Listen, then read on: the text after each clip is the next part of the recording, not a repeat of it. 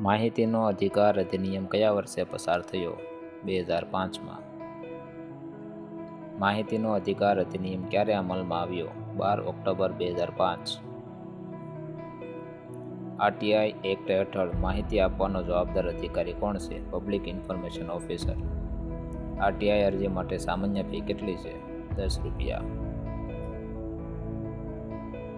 RTI અરજીનો જવાબ કેટલા દિવસમાં આપવો પડે છે?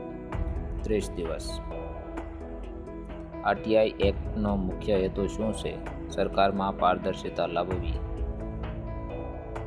આરટીઆઈ હેઠળ માહિતી મેળવવાનો અધિકાર કોને છે? ભારતના દરેક નાગરિકને. આરટીઆઈ એક્ટની કલમ 8 શું સંબંધિત છે? માહિતી ન આપવાની જોગવાઈ. રાજ્ય સ્તરે આરટીઆઈ માટે કયો આયોગ કાર્ય કરે છે? રાજ્ય માહિતી આયોગ. આરટીઆઈ અરજી નકારી કાઢવામાં આવે તો શું કરી શકાય? ઉપરના બધા જ.